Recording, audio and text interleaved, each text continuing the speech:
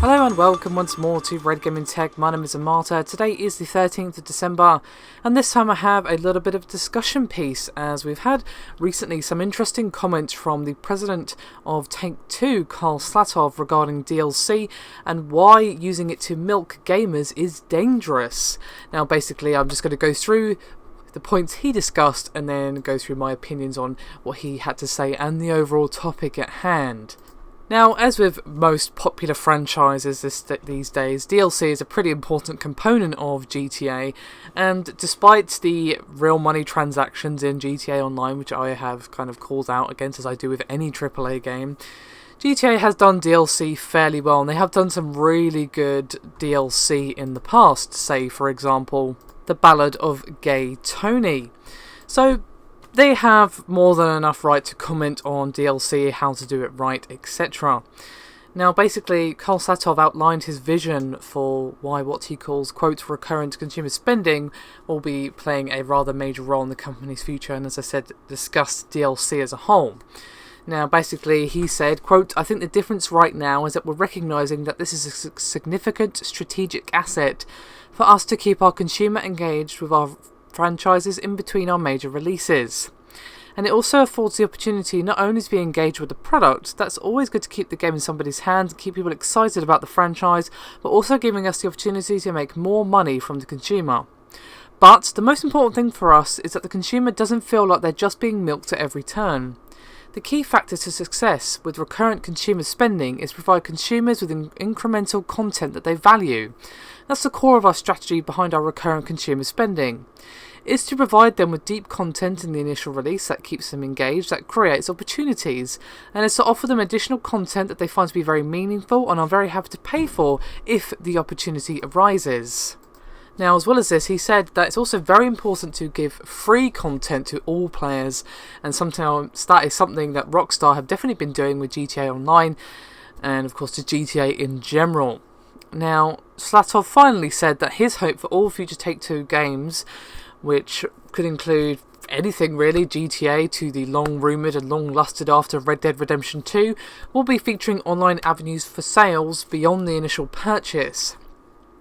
And he went on to say, quote, I would like to say that every release at one point in the future that we've got some sort of recurrent consumer spending strategy around every single release. I can't say that today, but we're getting there. Now, just to kind of clarify a little bit, about 70% of people who have got GTA 5 have connected to GTA Online.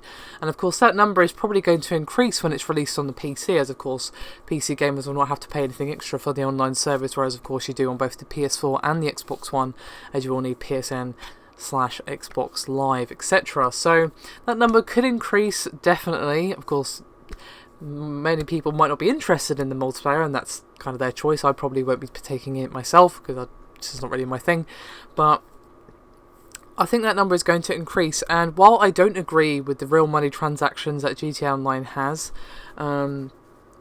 overall Rockstar, Take-Two, etc., they do DLC pretty well. As I said, they've done many good expansions / DLC in the past and have kept consumers interested. Now, I understand that games are very, very expensive to make these days, especially if you're a big AAA developer. They cost millions of dollars, which is kind of ridiculous, but that's the way it is, not much to be done. So, I understand completely that as a developer / publisher, you want to continue to not only keep people interested in the title, but also offer them new content to keep them playing and of course get some more of that money back. Of course GTA doesn't have to try, it's already pretty much smashed every record there is, but just generally speaking it's pretty important to have that extra support afterwards. However, there is a danger of just releasing tons and tons and tons of DLC, leaving the consumer feeling, well, milked, and they will end up not buying it because, well, who's got the money and or time for all of that. That's why, as he said, it's important to have meaningful DLC, like a proper expansion or new missions or something like that, rather than just, say, map packs. I've said before that I think map packs should be given for free, and that if games such as, say, I don't know, Call of Duty or some other multiplayer focused title wants to keep people buying and etc., they need to find other ways, because, well, I think not everyone can afford all those map packs, and it also fractures the community as well, so it's definitely a delicate balance to be struck with DLC. I don't have anything wrong against DLC. DLC is not wrong itself. It's basically a more frequent, less huge expansion pack, and that's fine, but it's more when there's tons of DLC, day one DLC, pre-order bonuses that can later be acquired as DLC, and you've got these little itty-bitty pieces of DLC, and you're just thinking, well, this isn't a game anymore. This is basically a milking machine where you have to plug in your wallet to get it to work. So that's obviously the feeling that they're trying to avoid, and to be honest, that's what all developers should be going for. A lot of people, of course, just see dollar signs and pump out loads of DLC, including day one DLC, which, as I've previously mentioned, I despise, as I'm sure most of you do. So it's definitely easy to mess up DLC. It's easy to get it wrong. It's difficult to get it right, but when you do, well, the rewards are dividend. So what would you like to see done with DLC? What would you view as your perfect situation for DLC? It can either be an actual example or a fictional example. Just throw some opinions at me. We all know I like a bit of discussion in the comments, and I'll see you next time.